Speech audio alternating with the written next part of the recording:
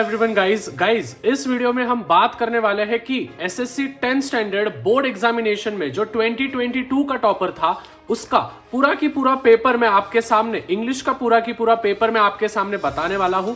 उसने किस प्रकार से एप्रिसिएशन लिखा था, एट द सेम वे किस प्रकार से उसने बॉक्सेस वगैरह बनाए थे जिससे कि आपको पूरे मार्क्स मिल सकते हैं। Eight the same way students, जो आपको सबसे बड़ा दिक्कत है कि समरी कैसे लिखना है और साथ ही स्टूडेंट्स फॉर्मल लेटर कैसे लिखना है। At the same way interview questions वगैरह जो ऑप्शन में आते हैं, verbal to non verbal, speech writing, at the same way expansion of ideas, story writing, ये सभी चीजें आज हम डिटेल में चेक करने वाले हैं। तो बच्चा लोग without wasting any further time फटाफट से हम शुरू करते हैं। और साथ ही स्टूडेंट्स, अगर आप चैनल पे नए होंगे तो चैनल को याद से सब्सक्राइब कर देना। And thank you so much for 25,000 subscribers. हमारे 25,000 सब्सक्राइबर्स कंप्लीट हो चुके हैं। आपका ऐसा ही सपोर्ट मुझे चाहिए। ज्यादा से ज्यादा इस वीडियो को शेयर करो और साथ ही चैनल पर नए होंगे तो चैनल को सब्सक्राइब करना है। सबसे पहले स्टूडेंट्स देखो, ये वाला जो सेक्शन होता है, ये वाला सेक्शन जो होता है, ये टीचर्स को मार्क्स देने का सेक्शन होता है। तो इस पर्टिकुलर सेक्शन में आपको कुछ भी नहीं करना है। आपका ऐसा समझो कि आपका जो भी पेपर है वो इतना पेपर होता है, आपका बोर्ड का पेपर। उस बोर्ड के पेपर में यहाँ पे आपको जो होता है, यहाँ पे आपको क्वेश्चन नंबर डालना पड़ता है। जैसे आप क्वेश्चन नंबर डालोगे, यहाँ पे आपको सेक्शन लिखना पड़ता है। ये देखो यहाँ पे सेक्शन लिखने के बाद स्टूडेंट्स क्वेश्चन नंबर 1 का A1 जो होता है वो होने के बाद आपको यहाँ से अच्छे से लाइन एक ड्रॉ करनी है आपके पेपर पे। मतलब एक पहले से लाइन ऐसी होगी, उस लाइन को अच्छे से और एक लाइन आपको ड्रॉ करनी है जिससे कि आपको सब क्वेश्चंस वहां पे लिखते आएंगे। ध्यान में रखना है स्टूडेंट्स, ये वाले सेक्शन में आप कुछ भी खाड़ा खोड़ नहीं करोगे, कुछ भी गलती नहीं करोगे, क्योंकि इस वाला जो सेक्शन होता है टीचर्स को मार्क्स देने का सेक्शन होता है। जैसे कि स्टूडेंट्स आप देख सकते हो, ये जो मार्कर वाले जो मार्क्स है ये टीचर ने दिए हैं, जैसे 1 1 1 1 1 1 1, तो ये 8 मार्क हो गए। फिर 2 2 2, फिर यहाँ पे 1 1 2, फिर 2 फिर 2, और फिर यहाँ पे देखो पूरे क्वेश्चन, जो पहला क्वेश्चन था वो 20 मार्क का था। उस 20 मार्क में से उसको पूरे के पूरे 20 मार्क उसको टोटल मिले हैं। सबसे पहले सेक्शन नंबर 1, यहाँ पे देखो स्टूडेंट्स, टू लुक इनटू, तो यहाँ पे एक सेंटेंस फॉर्म करना है टू लुक इनटू का। तो यहाँ पे दिया है the citizens requested the police to look into the matter, मतलब कि टू लुक इनटू मतलब कि इस पर्टिकुलर चीज में देखो। तो उसने एक सेक्शन लिया है, जो सेंटेंस जिस पे बनाना है उसको अच्छे से अंडरलाइन करके दिया है, तो उस प्रकार से आप कर सकते हो। फिर इन्फिनिटिव आपको पता है, इन्फिनिटिव मतलब कि जिसमें टू लगता है। At the same way question mark यहाँ पे दिया है। फिर एंड्योरेंस में से आपको 4 शब्द बनाने हैं, तो जैसे कि एंड्योर हो गया, डियर हो गया, रूड हो गया और नियर हो गया। फिर बाद में कुछ फिल इन द ब्लैंक्स होंगे उस क्वेश्चन पेपर के, और इस प्रकार से उसने लिखा है। उसके बाद A2 पे आएंगे हम। देखो A1 हो गया, क्वेश्चन नंबर 1A था तो A1 फिर A2, ठीक है। हर एक नया क्वेश्चन नए पेज पे शुरुआत करना है। जैसे क्वेश्चन नंबर 1 यहाँ पे शुरुआत किया, क्वेश्चन नंबर 1 A1 A2 यहाँ तक खत्म हुआ उसका। फिर यहाँ तक खत्म होने के बाद स्टूडेंट्स उसने क्वेश्चन नंबर 1 यहाँ पे खत्म होके यहाँ पे आपको बंद कर देना है। जैसे ही नया पेज आएगा वहां पे आपको क्वेश्चन नंबर 2 डालना है। मतलब नया मेन क्वेश्चन नए पेज पे आना चाहिए, ये चीजें ध्यान में रखनी है, ठीक है। क्लियर है सबको? इसी बात पे लाइक ठोक दो। तो देखो नाउन है, वर्ब है, तो इस प्रकार से उसने पेपर लिखा है। आप हैंडराइटिंग चेक कर सकते हो स्टूडेंट्स, जिनका कर्सिव हैंडराइटिंग है उनका कर्सिव हैंडराइटिंग कोई दिक्कत नहीं, जिनका नहीं है वो स्क्रिप्ट राइटिंग में भी लिख सकते हैं। लेकिन अच्छे से ध्यान में रखना, जो जो मेन चीजें हैं उसने अंडरलाइन किया है, ठीक है। नेक्स्ट सेक्शन 2 देखो, क्वेश्चन नंबर 2 सेक्शन 2 उसने डाला है, आई फॉलोड कैजुअली, तो वही है। अभी स्टूडेंट्स यहाँ पे देखो कितने अच्छे से उसने डायग्राम्स बनाई है, ठीक है। जैसे आप जूम कर सकते हो, यूट्यूब पे आप देखो, ऐसा थोड़ा जूम करके देखना। क्वालिटीज ऑफ अनिल आपको होगा, अनिल के कुछ क्वालिटीज आपको बताने हैं। तो पहला है काइंड है, वो सिंपल है, हेल्पफुल है और पोलाइट है। एंड्यूरिंग मतलब कि अपीलिंग, माल कैलकुलेटेड मतलब मिसजज, हम्बली मतलब मॉडेस्टी और ऑफुल मतलब टेरिबल। तो ये उसके सिनोनियम्स हैं। फिर इसके बाद यहाँ पे भी कुछ लिखे हैं। उसके बाद यहाँ पे A5 में है पर्सनल रिस्पॉन्स। देखो स्टूडेंट्स, पर्सनल रिस्पॉन्स इतना आपका आना चाहिए, समझ में आ रहा है? पर्सनल रिस्पॉन्स आपका इतना आना चाहिए। कम से कम स्टूडेंट्स आपका जो पर्सनल रिस्पॉन्स है वो कम से कम 80 वर्ड्स का आना चाहिए। 80 नहीं तो नहीं, 50 के शब्द के अंदर तो भी आना चाहिए। तो यहाँ पे देखो, man has the ability to differentiate between the good and the bad, also he is considered as the most intelligent human being, yet man makes mistakes are sort of sore experiences. For human beings. यहाँ पे grammatical mistake बिल्कुल नहीं चाहिए, अगर grammatical mistake हो गया तो आपके मार्क्स डिड्यूस हो जाएंगे। तो ये चीजें प्लीज ध्यान में रखना है। उसके बाद हम जाएंगे बी वाले सेक्शन पे। तो ये तो आपको समझ गया अभी कैसे कैसे लिखना है। देखो worst, best, exclude, include, duplicate, original, oldest, newest, ये है उसके ऑपोजिट वर्ड्स। फिर उसके बाद देखो वापस एक बार यहाँ पे पर्सनल रिस्पॉन्स, मतलब कि स्वमत हम जिसको कहते हैं, तो पर्सनल रिस्पॉन्स देखो कितना बेहतरीन लिखा है उसने। तो इतने अच्छे से उसने पर्सनल रिस्पॉन्स लिखा है। उसके बाद स्टूडेंट्स हम सेक्शन 3 पे जाएंगे, जिसको हम एज अ पोएट्री सेक्शन कहते हैं। पोएट्री सेक्शन में बिल्कुल भी मार्क्स हमको नहीं डालने हैं। अगर आप पोएट्री सेक्शन में मार्क्स गवा रहे हो तो जाहिर सी बात है आपके बहुत सारे मार्क्स रिड्यूस होने वाले हैं और आपके परसेंटेज पे बहुत ज्यादा इफेक्ट गिरने वाला है। उसके बाद section number 3, give us infinite glories, तो पैशन, पोएसी, तो देखो उसने चार्ट बनाया है। फिर सौरो वगैरह कुछ दिया होगा। राइम स्कीम ABBC, कोई सी तो भी पोयम होगी तो उसका लिखा है। एप्रिसिएशन पे एक बार नजर फरमाइए। एप्रिसिएशन स्टूडेंट्स पॉइंट वाइज नहीं है, पैराग्राफ वाइज इसने लिखा है। अभी बहुत सारे स्टूडेंट्स ये गलती कर देते हैं, उनको लगता है कि एप्रिसिएशन ये पॉइंट वाइज होता है।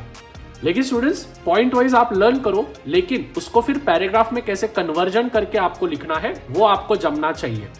तो इसीलिए एप्रिसिएशन यहाँ पे दिया है। एप्रिसिएशन आप देख सकते हो कितना अच्छे से उसने मेंशन किया है। The title of the poem is the pulley, आपको भी है, written by the George Herbert, who wrote such kind of the poetry with a lot of imaginary conceit. The gist of the poem is that, gist मतलब कि वो poem में क्या बताया गया है। The gist of the poem is that though God showers his blessings on his worshippers, he holds them up to with pulley, drawn to be grateful to help to him help the life. The rhyme scheme, rhyme scheme क्या है poem की, ABABA। The poet has decorated the poem with such a majesty, बहुत अच्छे से poem लिखा है। फिर उसमें पर्सोनिफिकेशन का इस्तेमाल किया है, पन का इस्तेमाल किया है। एट द सेम वे जो भी एग्जाम्पल्स दिए हैं, मीनिंग्स दिए हैं, और एट द सेम वे इतना अच्छे से उसने लिखा है, तब जाके उसको 1-2 मतलब एप्रिसिएशन लिखेंगे, टाइटल ऑफ द पोयम वगैरह, पोएट का नाम, तो 2 मार्क वहां पे मिलते हैं।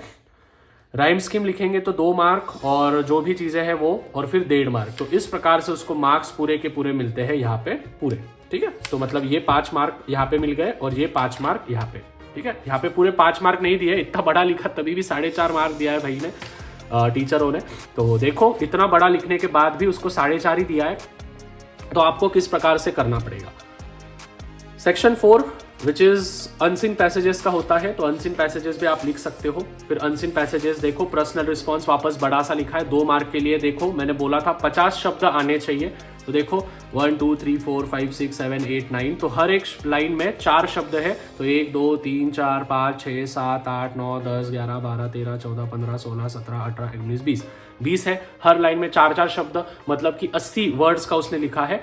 तो जाहिर सी बात है 100 वर्ड्स का आपको लिखना है पर्सनल रिस्पॉन्स। उसके बाद स्टूडेंट्स देखो समरी है, तो समरी देखो एकदम अच्छे से लिखा है। अभी आप समरी नेक्स्ट पेज पे भी चालू कर सकते हो, लेकिन ये क्वेश्चन नंबर 4 का है पार्ट, इसलिए उसने इसी पेज पे स्टार्ट किया है। अगर ये क्वेश्चन नंबर 4 के जगह पे क्वेश्चन नंबर 4A यहाँ पे खत्म हो गया ना, तो आपको जगह नहीं छोड़नी है, समझ में आया। नहीं तो आप समरी यहाँ पे चालू करोगे तो इसके मार्क्स आपके कट हो जाते हैं। आप फालतू में पेपर को वेस्ट नहीं कर सकते हो, ठीक है, सॉरी फॉर दैट। ठीक है, आप फालतू में पेपर को वेस्ट नहीं कर सकते हो। स्क्रीन हिल गया थोड़ा सा, ओके आप फालतू में पेपर को वेस्ट नहीं कर सकते हो। तो क्वेश्चन नंबर 4A, फिर 4B दिख रहा है ना, या 4B, और फिर समरी वगैरह सब चीजें। ठीक है, तो समरी देखो, समरी स्टूडेंट्स आपको पैसेज ही दिया जाता है सेक्शन 4 में, उसी इस पे से आपको समरी लिखना होता है। तो समरी में आपको सबसे पहले हेडिंग अच्छे से डालनी होती है, फिर हेडिंग डालने के बाद आप अच्छे से मेंशन कर सकते हो।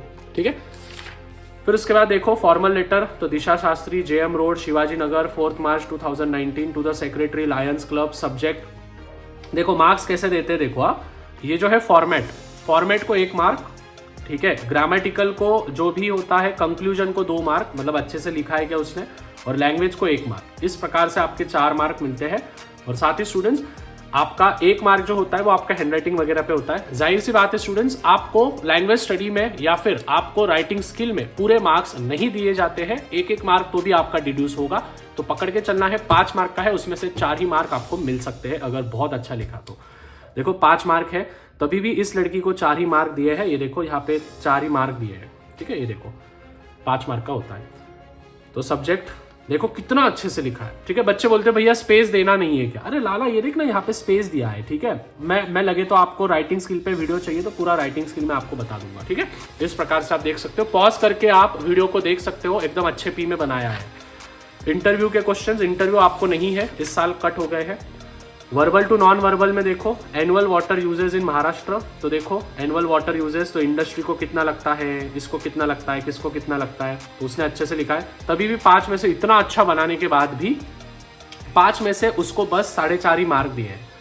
उसका स्पीच देखो स्टूडेंट्स, क्वेश्चन नंबर 6 का ए और बी था, इसीलिए स्पीच उसने इधर से शुरू किया, नए पेज से शुरू नहीं किया है, ठीक है। तो क्वेश्चन नंबर 6 ए और बी, ये क्वेश्चन नंबर 6 का ही है, मतलब क्वेश्चन नंबर 6 के सब क्वेश्चंस है, तो सब क्वेश्चंस एक के नीचे एक आने चाहिए, पेज छोड़ने की जरूरत नहीं है आपको। हाँ, अगर क्वेश्चन नंबर 7 होता स्पीच, तो वो भाई इधर से शुरू करता, ठीक है।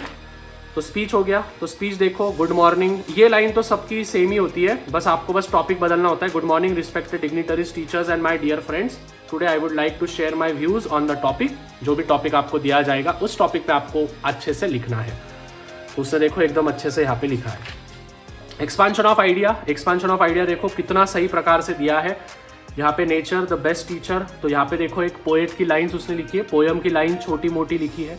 Teacher plays an important role in keeping the world of knowledge alive and in shaping of the better of the nation. Teachers have an important place in Indian culture. Nature is one such teacher who is truly the teacher of the teachers. Nature instils in us the feeling of calmness and the tranquillity. बहुत अच्छे अच्छे शब्द उस बच्चे ने इस्तेमाल किए हैं।